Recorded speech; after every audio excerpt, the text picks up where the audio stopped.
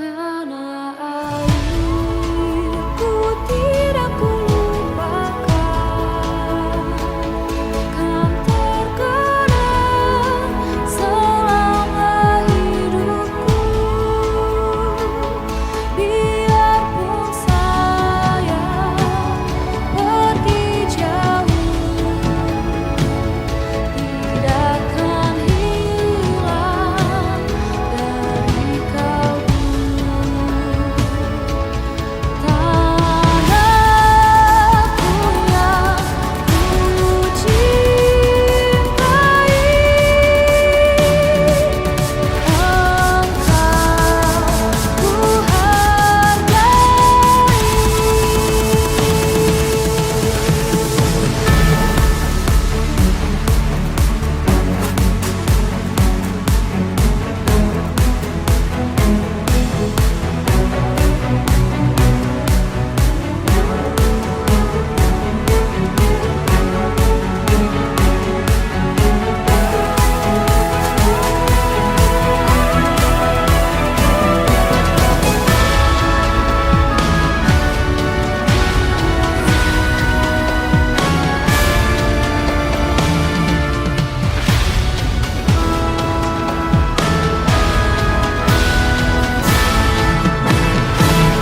Walaupun banyak negeri ku jalani,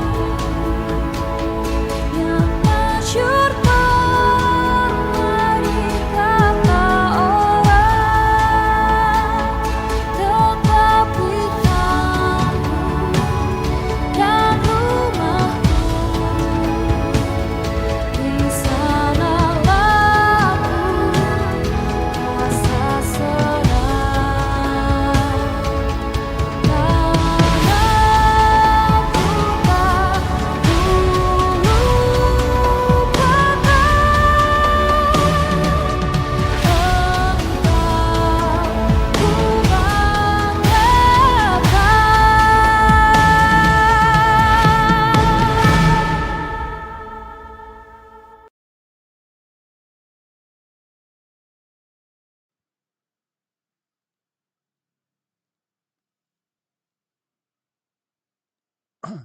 Oke, terima kasih Pak Ipul. Assalamualaikum warahmatullahi wabarakatuh.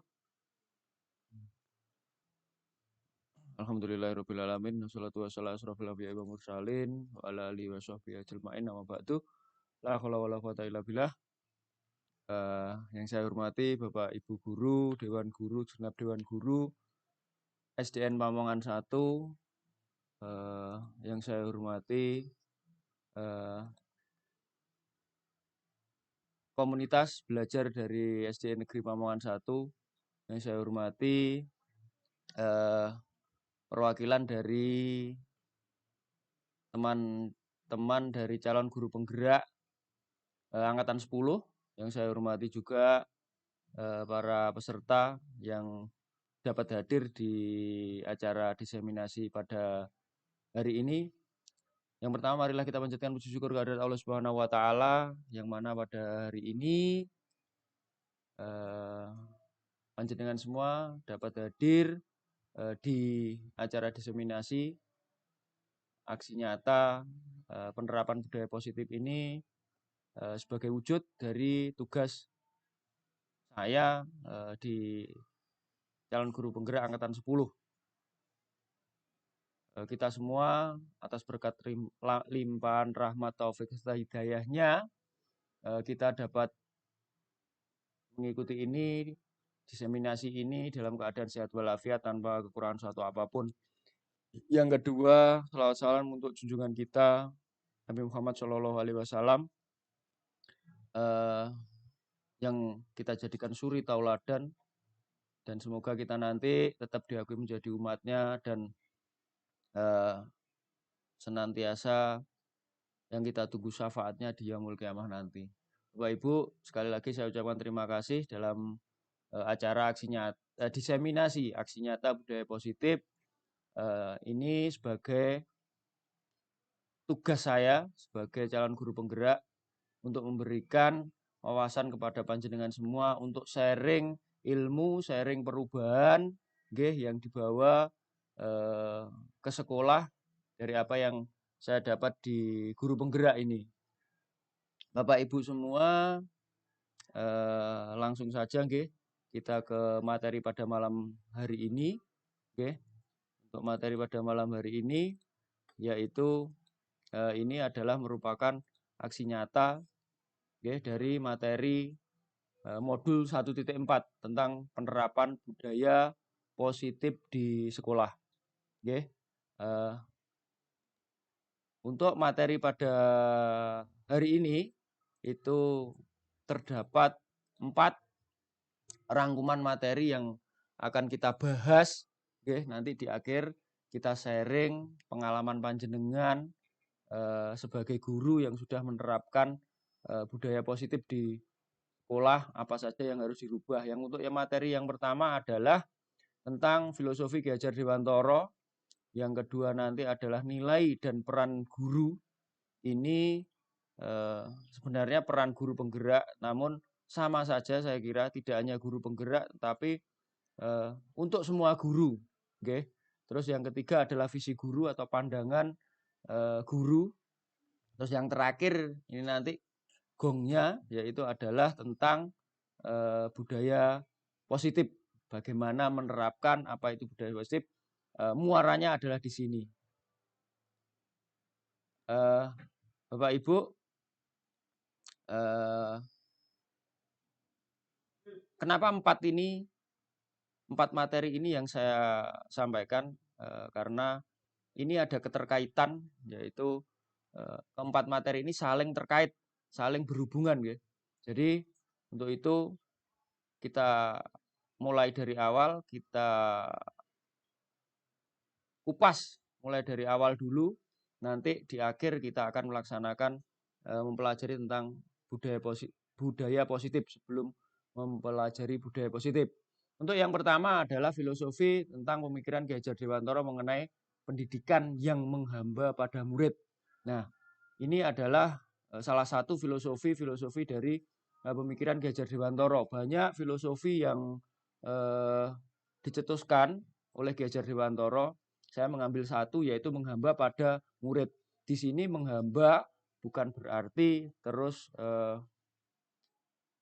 kita tunduk, okay?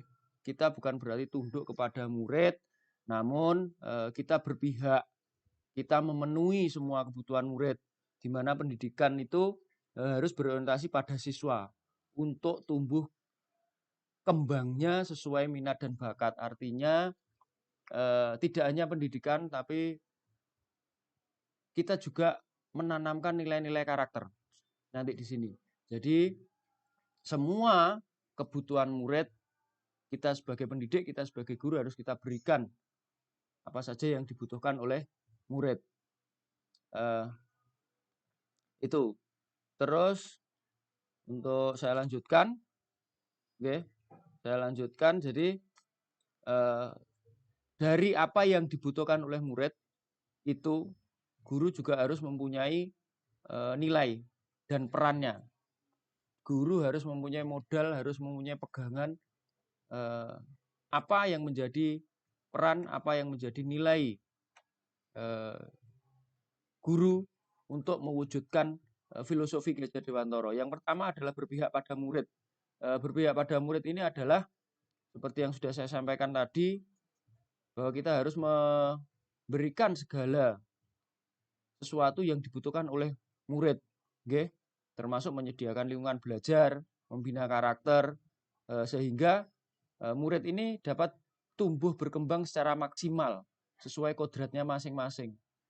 Kemudian kita juga memastikan prosesnya, okay? Anak tersebut merasa selamat, bahagia, aman, nyaman di lingkungan sekolah. Kemudian mandiri. Yang kedua adalah mandiri. Mandiri di sini adalah mampu mendorong dirinya sendiri. Okay? Siswa itu mampu mendorong dirinya sendiri. Guru itu mampu mendorong dirinya sendiri untuk melakukan aksi, okay? Serta mengambil tanggung jawab atas segala hal yang terjadi pada dirinya. Artinya mempunyai kemandirian di mana guru bisa mewujudkan apa yang diinginkan, apa yang menjadi kebutuhan untuk murid. Yang ketiga adalah reflektif.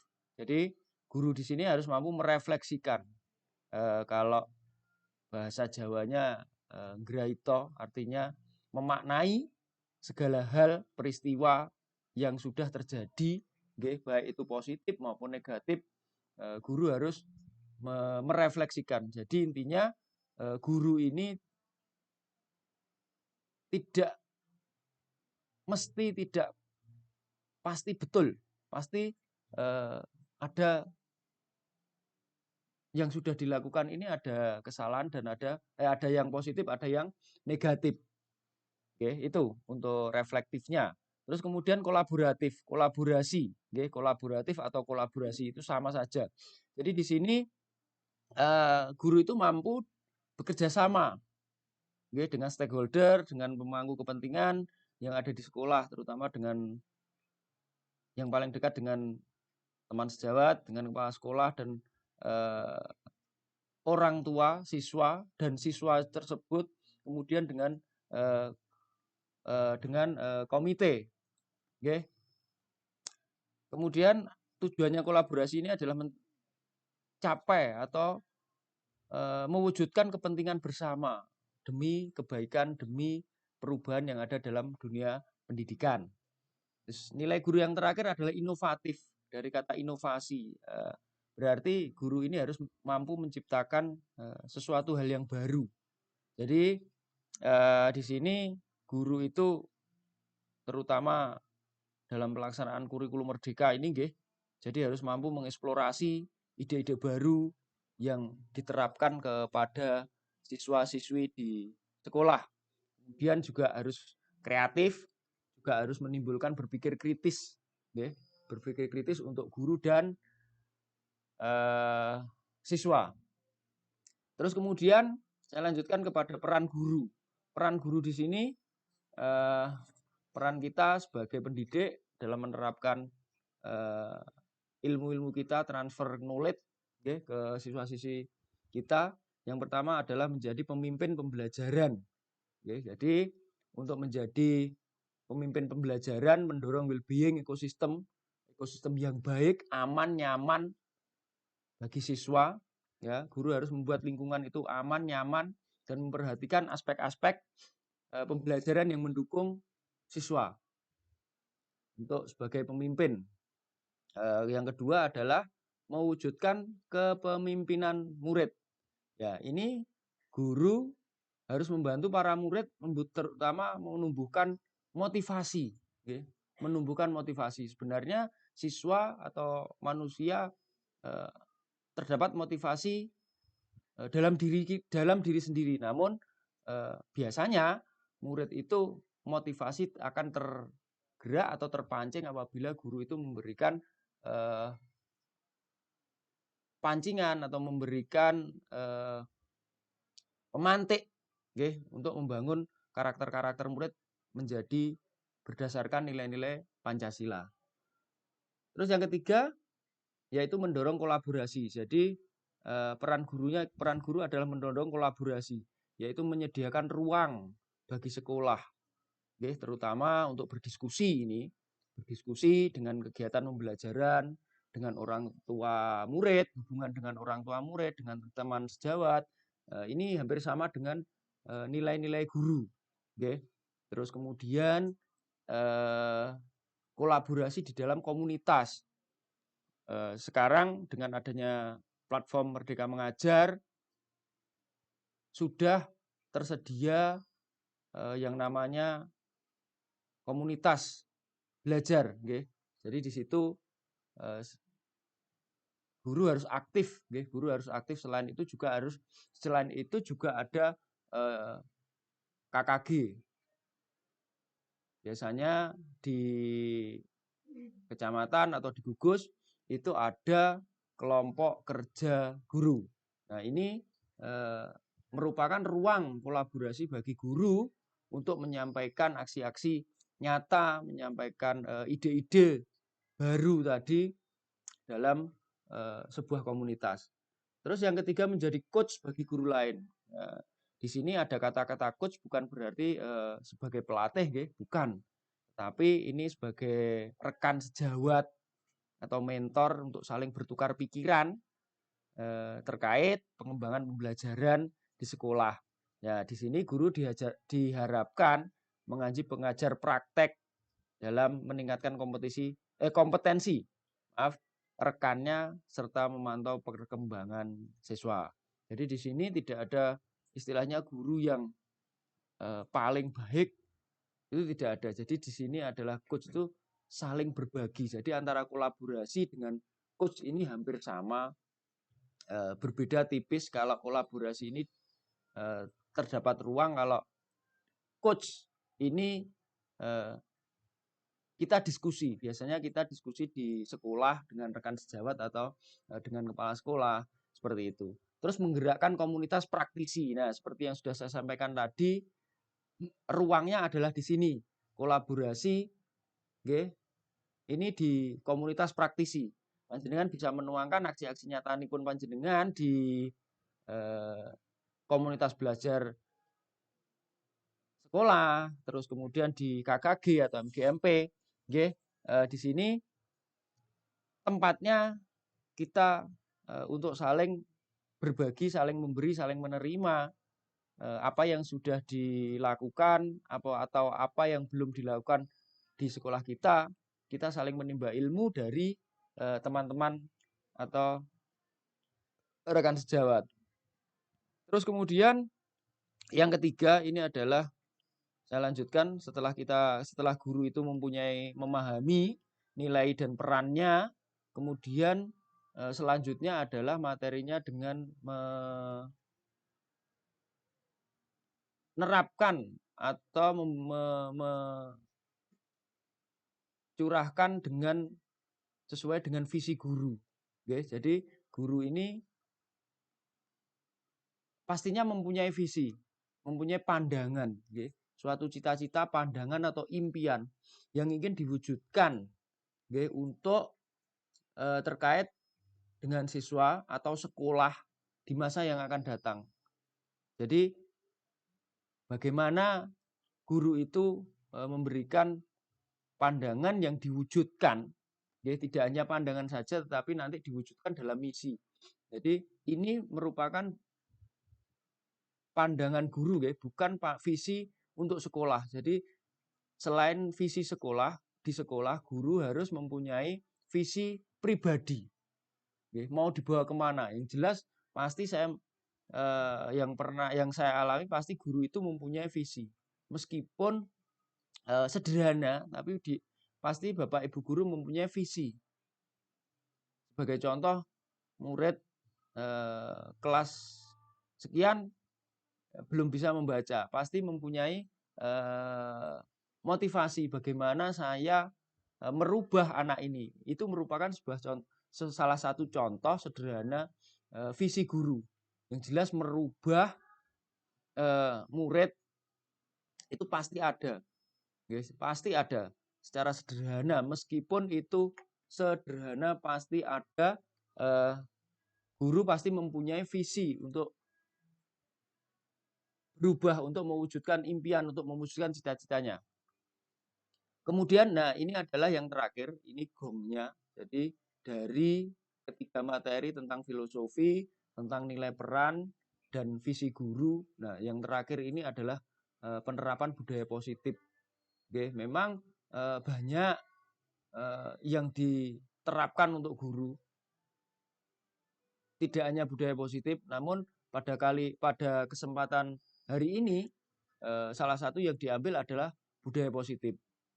Jadi tidak hanya budaya positif sebenarnya, namun strategi-strategi pembelajaran juga sebagai salah satu wujud penerapan dari filosofi KHD, nilai dan peran guru dan visi guru. Namun pada kesempatan hari ini berkaitan dengan tugas saya, maka ini saya kaitkan dengan budaya positif. Dalam materi budaya positif ini kita nanti akan mempelajari, kita akan sharing tentang disiplin positif dan nilai kebajikan universal. Terus kemudian teori motivasi. nggih, teori motivasi, hukuman, penghargaan dan restitusi. Nggih, terus kemudian keyakinan kelas. Yang keempat adalah kebutuhan dasar manusia. Yang kelima adalah nih 5 posisi kontrol dan segitiga restitusi. Nah, ini adalah nanti di terakhir ini adalah di segitiga restitusi ini kita akan merubah paradigma tentang disiplin atau budaya positif. Saya lanjutkan, ini adalah budaya positif. Bagaimana apa yang kita pelajari hari ini, apa yang kita untuk sharing hari ini, yaitu tentang satu disiplin positif. Disiplin positif ini adalah pendekatan untuk melakukan kontrol diri sehingga membentuk kepercayaan diri. Jadi pendekatan. Jadi di sini kata-kata pendekatan. Kita melakukan pendekatan, ya, sehingga anak itu bisa terbentuknya kepercayaan diri sendiri, ya. Tidak atas kesadaran, tidak tanpa paksaan, seperti itu. Jadi disiplin untuk kurikulum merdeka terutama, ya, ini penerapannya adalah disiplin positif. Jadi positifnya di sini adalah melakukan pendekatan. Terus kemudian saya lanjutkan dengan nilai kebajikan dan keyakinan kelas. Nah, nilai kebajikan ini adalah yang disepakati bersama untuk menciptakan lingkungan positif. Kenapa di sini saya gandeng, ya, dari saya gandeng dengan keyakinan kelas, karena ini berkaitan erat dengan keyakinan kelas, yaitu dengan kesepakatan yang dibentuk antara murid dan guru dan orang tua. Terus kemudian ada posisi kontrol. Nah, ini posisi kontrol ini yang harus dimiliki oleh guru. Posisi kontrol apa saja dalam menerapkan budaya positif ini? Yaitu ada 1, memberi hukuman, membuat rasa bersalah, teman, pemantau, dan manajer. Ini nanti kita akan bahas satu persatu, nggih. Jadi ini secara global garis besarnya saja ini. Terus kemudian ada kebutuhan dasar. Jadi dari disiplin positif, nilai kebajikan, keyakinan, posisi kontrol ini untuk memenuhi kebutuhan dasar manusia, yang dimana siswa termasuk membutuhkan kebutuhan dasar ini. Yang satu adalah bertahan hidup, kasih sayang, dan rasa diterima, terus penguasaan, kebebasan, dan kesenangan. Kemudian dari keempat aspek ini, nah, kita wujudkan nanti di dalam segitiga restitusi. Jadi bagaimana penerapannya segitiga restitusi ini? Ini adalah muara gongnya, ya. Jadi di sini nanti bagaimana penerapan segitiga restitusi. Di segitiga restitusi sendiri ada 3 langkah, ya. Ada 3 langkah, yaitu 1, menstabilkan tindakan, 2, validasi tindakan, dan yang terakhir adalah menanyakan keyakinan. Baik, kita bahas satu persatu, nggih. Kita bahas satu persatu mulai dari disiplin positif. Nah, disiplin positif adalah suatu pendekatan seperti yang sudah saya tuliskan tadi, pendekatan untuk menerapkan disiplin dalam diri anak tanpa hukuman dan hadiah. Nah, ini kata-kata yang harus digarisbawahi adalah di mana tanpa hukuman dan hadiah. Nah, kenapa seperti itu nanti akan tahu panjenengan. Kita semua akan tahu kenapa kita untuk meminimalisir hukuman dan hadiah. Jadi disiplin positif ini kita melakukan pendekatan. Ya, intinya pendekatan. Kemudian cara menerapkannya, disiplin positif ini bertujuan untuk menumbuh kesadaran. Jadi kesadaran dalam diri anak tanpa adanya suatu paksaan, serta memberdayakan anak mandiri. Jadi seperti yang sudah saya jelaskan tentang nilai tadi, tidak hanya guru yang mandiri, tapi anak juga mandiri melakukan sesuatu tanpa iming-iming, hukuman, sogokan, atau ancaman. Nah, ini yang sangat artinya sangat berbahaya nggih. Jadi kalau sebuah ancaman ini akan menimbulkan dampak yang negatif bagi anak itu maupun hadiah. Ini ya. Terus kemudian saya lanjutkan, kita lanjut ke tujuan.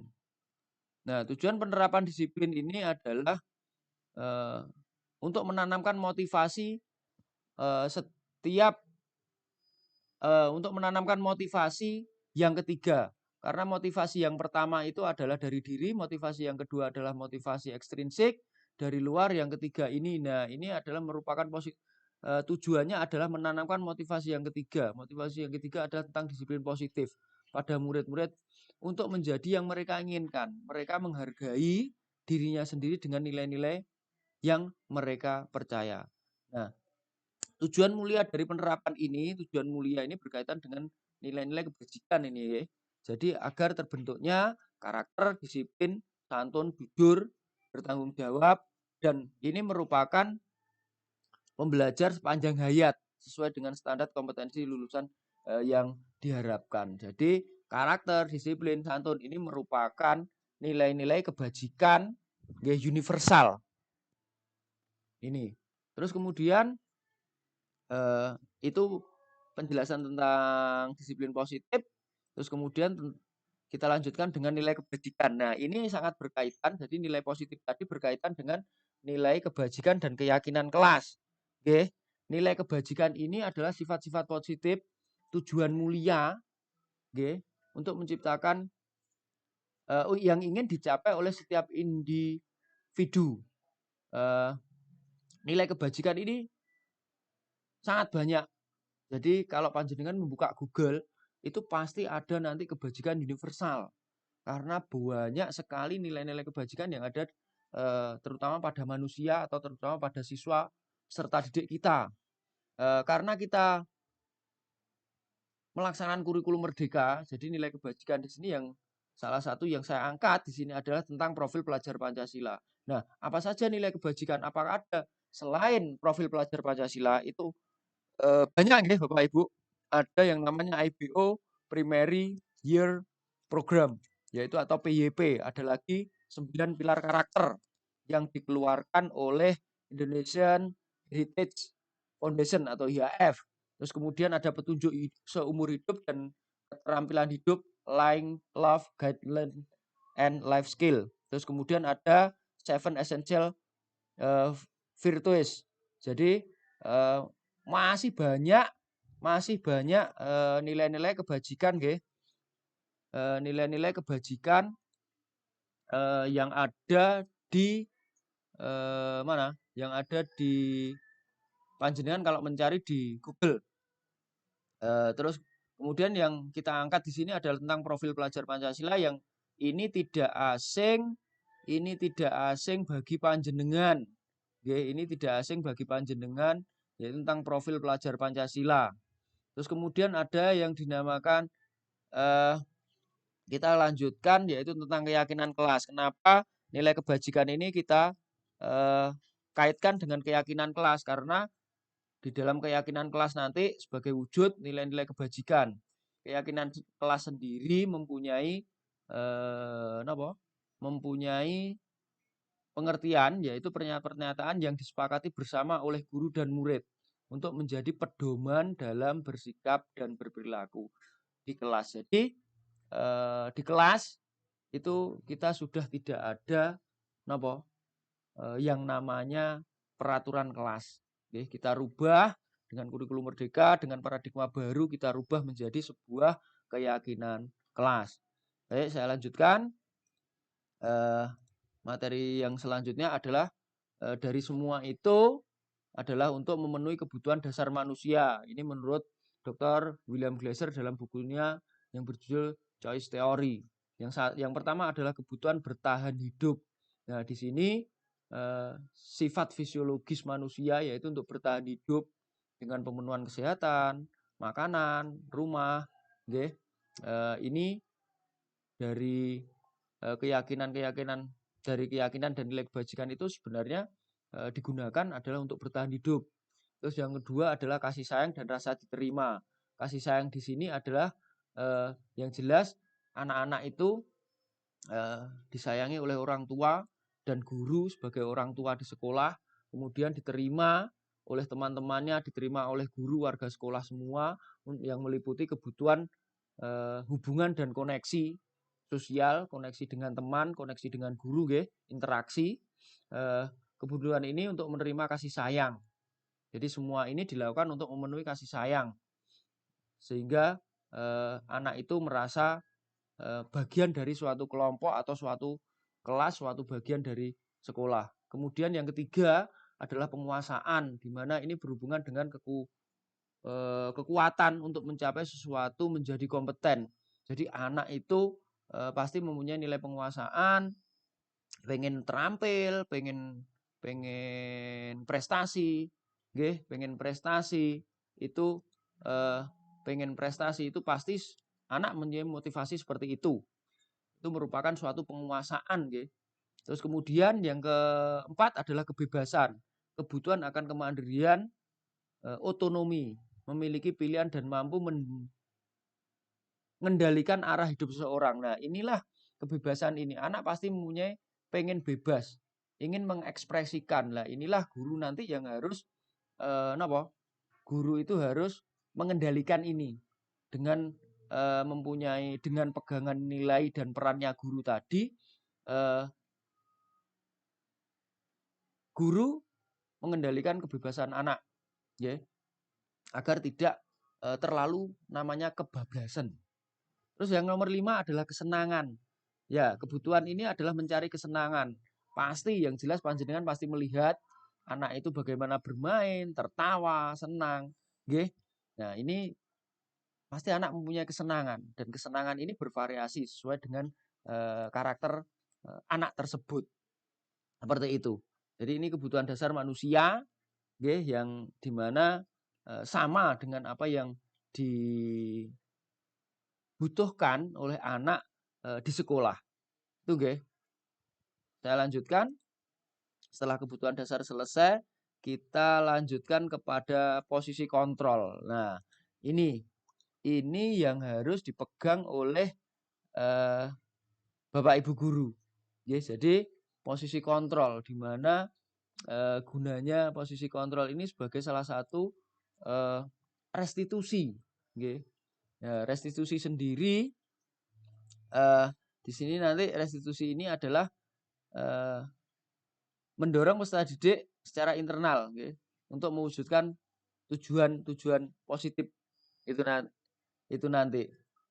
Nah, di posisi kontrol ini guru harus memiliki, guru harus mempunyai, setidaknya guru harus tahu bagaimana posisi kontrol sebagai guru ini supaya tidak terjadi kesalahan, terutama dampaknya yang negatif bagi anak. Posisi kontrol yang pertama adalah dengan pemberi hukum. Nah, ini seorang penghukum bisa menggunakan hukuman fisik atau verbal. Nah, ini biasanya mungkin secara tidak sengaja, kita memberi hukuman kepada anak, baik itu hukumannya sebenarnya kita tahu hukuman tersebut adalah untuk memperbaiki anak tersebut, tapi ini merupakan kurang disarankan dalam penerapan budaya positif ini. Yang kedua adalah membuat rasa bersalah. Nah, ini pada posisi ini guru biasanya akan bersuara lebih lembut, namun tidak menutup kemungkinan juga kita terkadang sebagai guru juga dengan suara yang keras, yaitu membuat rasa bersalah anak. Jadi ini nanti efeknya adalah anak itu di rumah itu masih berlanjut. Nah, ini yang ditakutkan ada seperti ini. Yang ketiga adalah sebagai teman. Nah, ini guru pada posisi ini tidak akan menyakiti murid, namun tetap berupaya mengontrol murid melalui persuasif atau dengan manusia, artinya persuasif dengan pendekatan yang kemanusiaan, Namun terkadang ini siswa itu siswa itu terkadang kalau terlalu dekat akhirnya menjadi teman. Itu namanya biasanya kalau orang Jawa itu keladuk. Nah, ini yang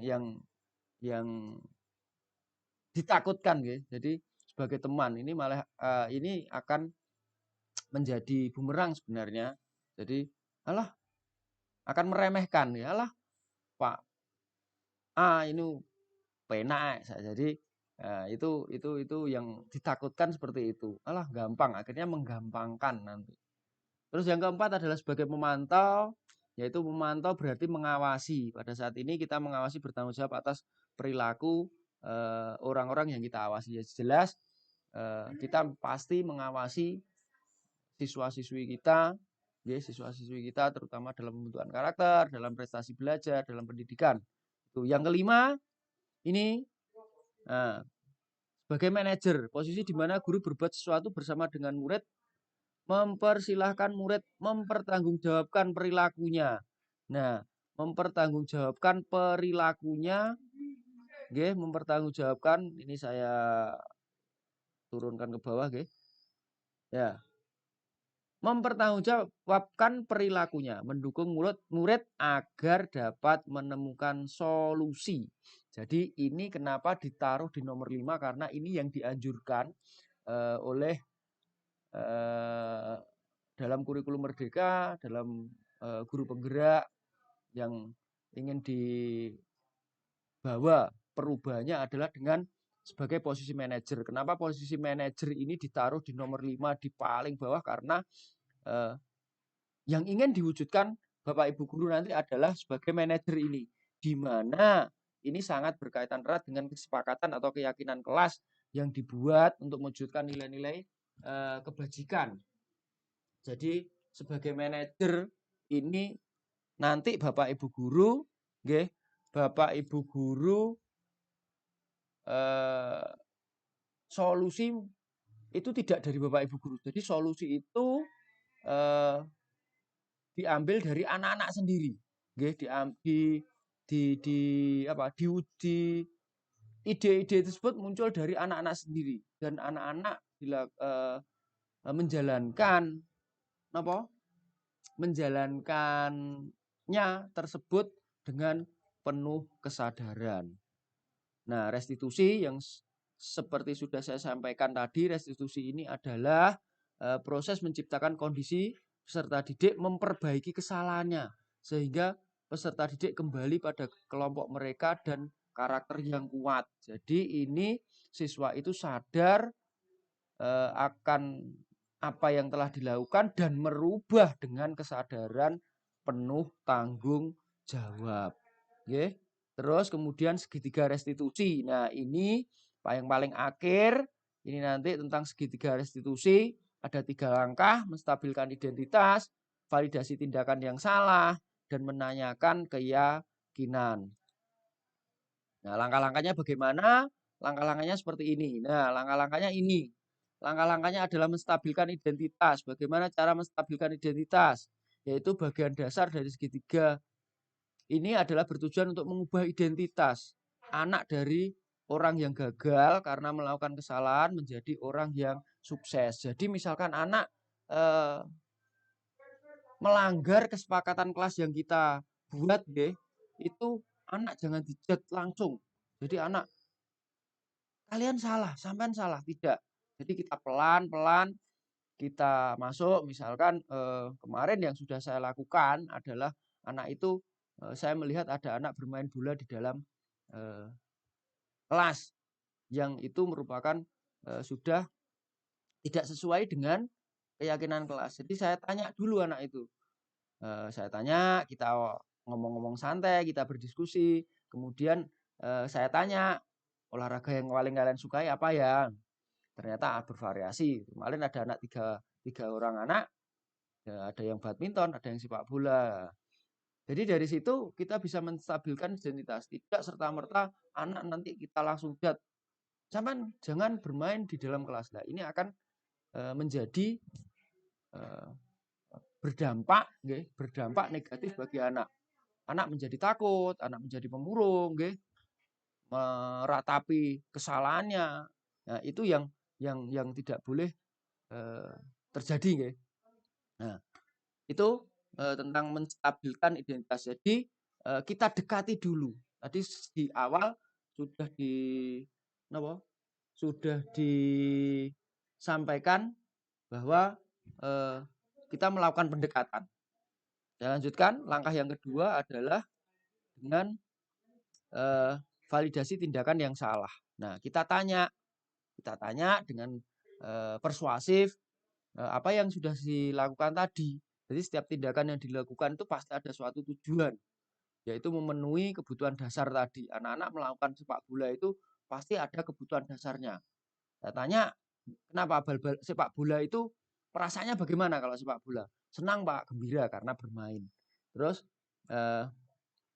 dengan memahami kebutuhan dasar itu, kebutuhan dasar itu anak-anak dengan pasti mewujudkan kebutuhan dasarnya, memahami kebutuhan dasar apa yang menjadi sebuah tindakan. Jadi anak bermain bola di dalam kelas itu pasti ada dasarnya, mungkin karena kesenangan atau dan yang lain. Jadi di situ kita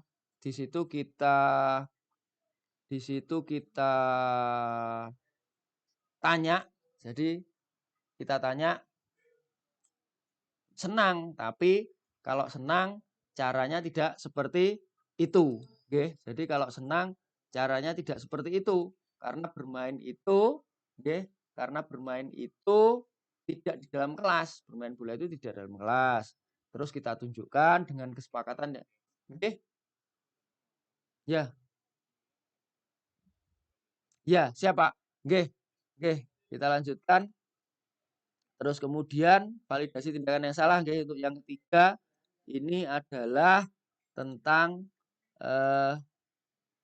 menanyakan keyakinan. Jadi menanyakan keyakinan ini adalah merupakan teori kontrol, di mana bahwa pada dasarnya siswa itu pada teori kontrol menyatakan kita dasarnya termotivasi secara internal. Ada identitas, ada tingkah laku, dan dihubungkan dengan nilai yang dia percaya. Lah dari sini kita keyakinannya, ya kita di sini keyakinan itu adalah konsekuensi atau tindakan tersebut salah, bagaimana solusinya. Nah, kita tanyakan kepada anak bagaimana anak itu mempunyai kesadaran bagaimana perbaiki kesalahannya sendiri dengan dari anak tersebut, bukan dari guru. Oke, baik, terima kasih. Itu Bapak Ibu. Terima kasih ya, itu tadi Bapak Ibu tentang budaya positif, tentang bagaimana menyusun keyakinan kelas, bagaimana penerapannya. Untuk penerapannya di sekolah kita, semoga dengan ini kita semua dapat melaksanakan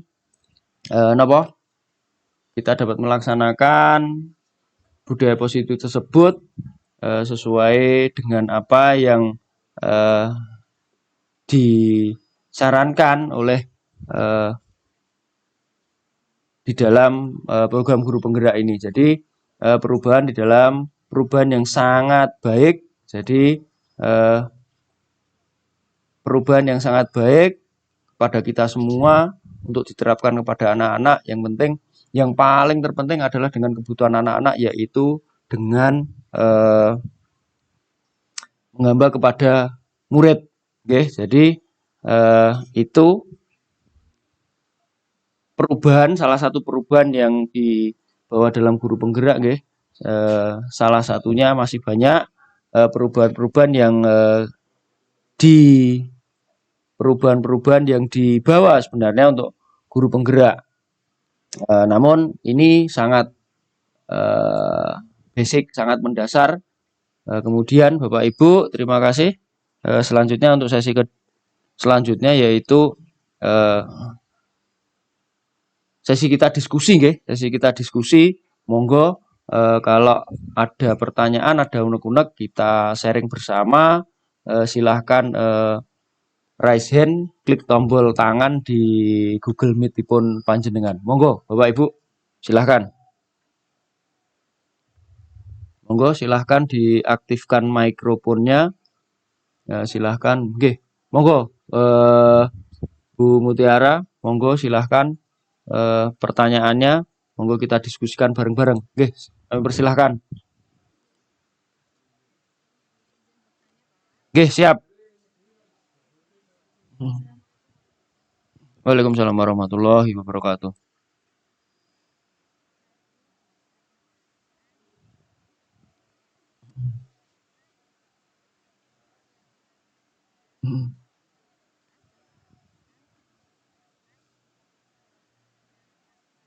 Oke, oke, oke, oke. Waalaikumsalam warahmatullahi wabarakatuh. Oke, terima kasih Bu Mutiara, Bu Rara. Jadi ini bahwa kita sekarang sudah harus menghilangkan peraturan kelas, gitu. Karena peraturan kelas itu sangat berbeda dengan keyakinan kelas. Jadi yang paling mendasar adalah peraturan kelas itu adalah yang menyusun eh, Bapak Ibu guru, wali kelasnya. Oke, kalau keyakinan kelas ini eh, yang menyusun adalah eh, kalau keyakinan kelas ini atas kesadaran, atas kesepakatan, oke. Atas kesepakatan dari guru dan murid. Jadi bukan hanya satu sisi, jadi dari guru. Jadi kalau keyakinan kelas ini berdasarkan kesepakatan yang kita buat dengan siswa. Jadi pembentukan kelas ini sangat berbeda, guys. Terus kemudian keyakinan kelas ini lebih abstrak, artinya lebih ke kesimpulan. Jadi tidak ada kalimat-kalimat yang panjang. Jadi kita kesimpulan, okay? Kemudian berbentuk kalimat positif. Nah, tidak ada kalimat negatif. Artinya sebagai contoh, okay? Sebagai contoh apa itu? Untuk peraturan sekolah, siswa tidak boleh datang terlambat. Nah, kata-kata tidak ini harus dihilangkan. Okay? Kata-kata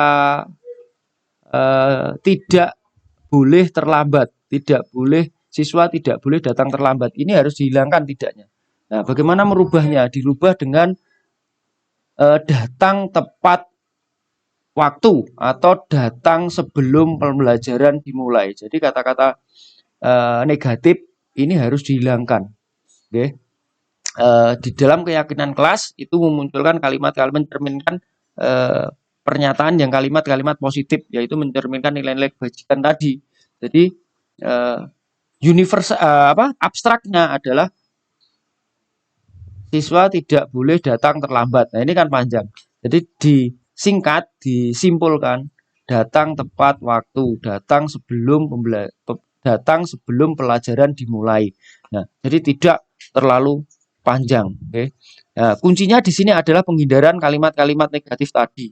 Okay. Sering kita memberikan peraturan-peraturan kelas atau menulis peraturan-peraturan kelas itu dengan kalimat-kalimat negatif, terutama menggunakan kata tidak boleh, jangan membuang sampah sembarangan. Nah, seperti itu. Buang sampah pada tempatnya. Nah, seperti itu. Sebagai contoh. Itu dari situ Bu Rara, baru Bu Mutiara. Jadi kita rubah, kita nanti dari peraturan kelas menjadi keyakinan kelas. Salah satu kuncinya adalah di situ. Jadi kita hilangkan, kita rubah menjadi nilai-nilai keyakinan atau kesepakatan kelas. Itu Bu Rara, mungkin ada tambahan dari Bu Mutiara. Monggo silahkan. Oke, oke. Terima kasih Bu Rara. Selanjutnya, monggo ada pertanyaan yang lain, silahkan. Resen. Oke, Bu Tari, monggo. Kami persilahkan. Oke, oke, siap.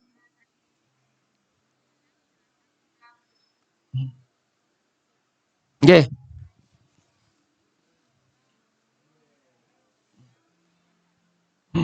Oke. Oke, oke, oke. Oke, terima kasih Bu Tari. Oke, terima kasih.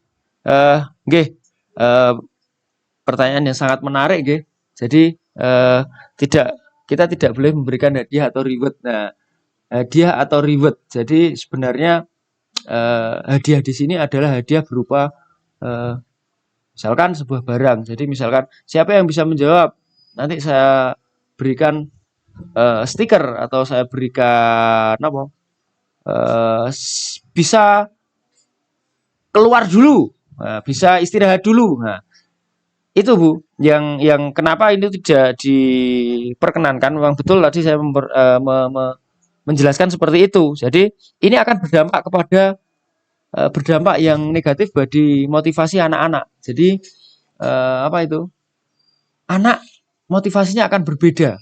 Jadi istilahnya anak itu tidak tulus. Jadi bukan berarti terus bukan tidak tulus, tapi anak itu akan nanti tergantung dengan nopo? Tergantung dengan hadiah itu.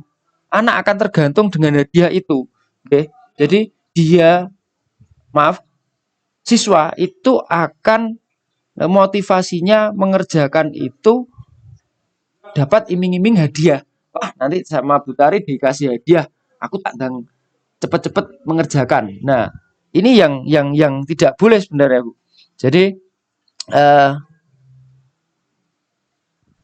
hadiah ini motivasinya siswa itu akan berbeda. Dia tidak mengerjakan sepenuhnya, tapi mengerjakannya dengan motivasi saya pengen hadiah dari Bu Tari, misalkan. Nah, seperti itu.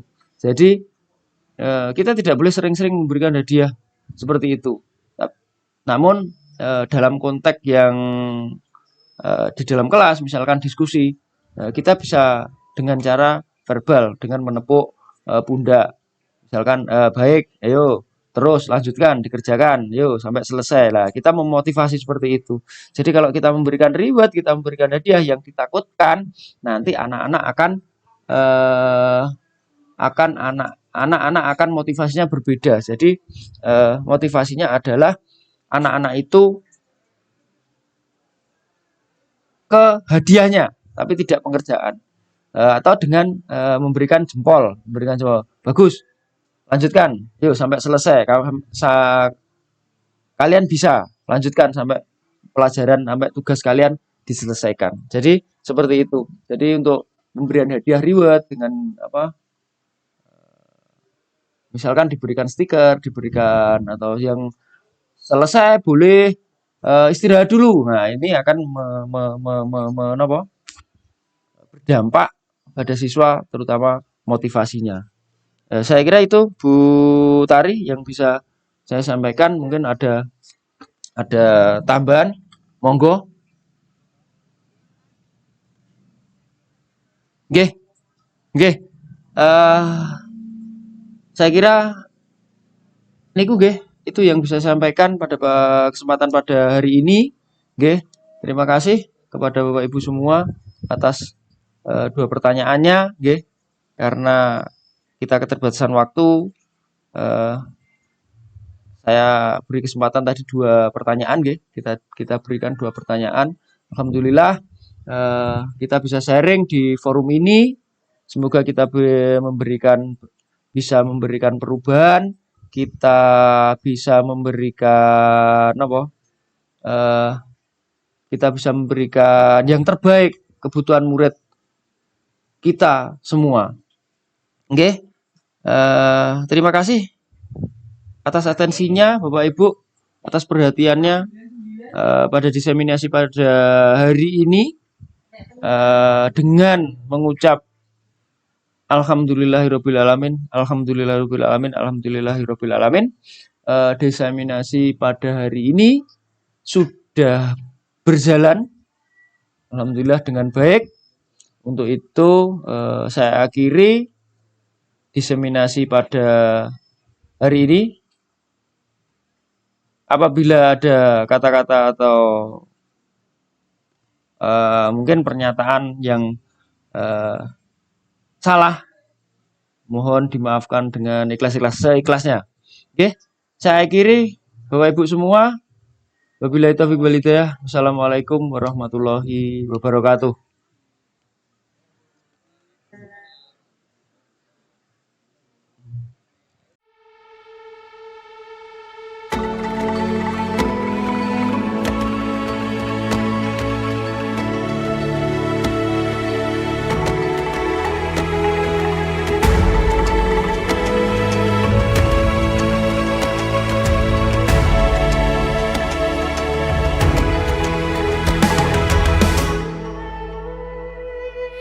Ayo memilih apa yang kau suka.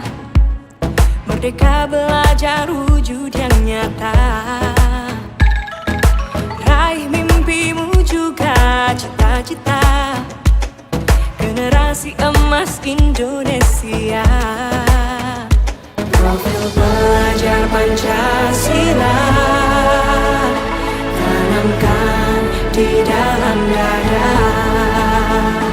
Profil pelajar Pancasila cerdas berkarakter itu kita.